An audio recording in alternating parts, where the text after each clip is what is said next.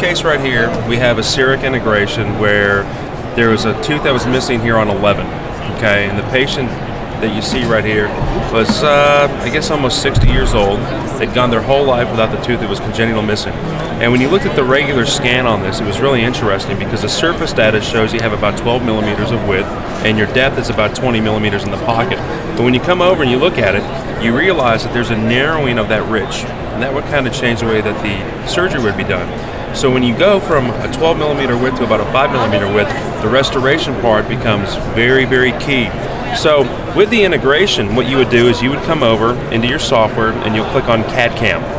And when you click on the CAD-CAM, you have to pull up CAD-CAM data. So what you would do is you would take this patient and you would scan them using the Cerac 3D or the Cerac BlueCam, and you would create a file that's called an SSI file, which is a file that can be read by the Galileos. So we'll click on this, and what we're going to do is we're going to search for this patient's SSI file. And this is a different patient. This is Larry, and this is tooth 11. So what I'm going to do is I'm going to open up this file, and I'm going to look at it in my preview window to make sure I have the right scan. In this case, I do. I can see the crown that I've created using my Cearc for tooth 11. So what I'm going to do is I'm going to click Next. And now I have my scan and I have my SSI file, and I need to merge the two files together.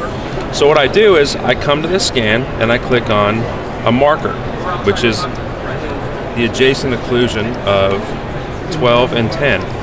And once I've marked them, all I do is click Next. So when I click Next, what it's going to do now is it's going to go to a new screen and it's going to show this superimposed over the X-ray. And what I can do is I can go through and I can check my margins.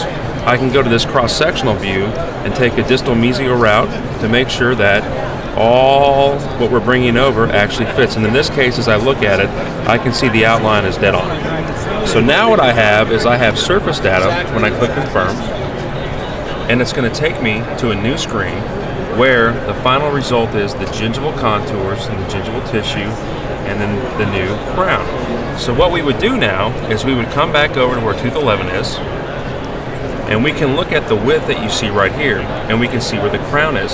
So if we want to place the implant, the next step is to come over and click on Implant, insert an implant, and then we would pick one for that tooth. In this case, let's just go to an AstroTech, because this is what the surgery was done with. I can use a 3 and an 11 to start with, and we're doing it on tooth 11. So it changes my orientation to vertical, and I click OK. And now I just take it and I drop it into position. And I can tilt it. And once I have it into position, I have a tab in this bottom corner called Implant Align. I click on that, and it allows me to look at an axial view to make sure I'm centered. So I'm not going to go through the buccal or the lingual plate of this tooth. I can check my orientation to make sure also on this view, as I go down, I can go all the way through the bottom to make sure I'm not going to go through this floor of the sinus. And if I come up, I can actually go to the occlusal surface of the proposed crown, and I can see at that point, I'm not centered on it. So I'm going to want to move that. So what I would do is I would move this to where it's centered, which is about right there. And I can bring it down. And on that view right there, I can look at this marker that shows what my drill path would be, and I can see that I'm actually centered on that tooth now. So when I plan the procedure, I can go through and do the implant. I can see I'm not going through the lingual or the buccal bone. I can actually grab this and spin the patient's head around to make sure I'm not going to hit any of the adjacent occlusion or go through the buccal or the lingual bone. In this case, the answer would be no. Now, one thing I could do is I could change the depth of my actual implant if I wanted something a little deeper than 11 millimeters. And to do that, I just come over here and I click on depth, and I could actually do 13 if I wanted to. Makes it very, very easy.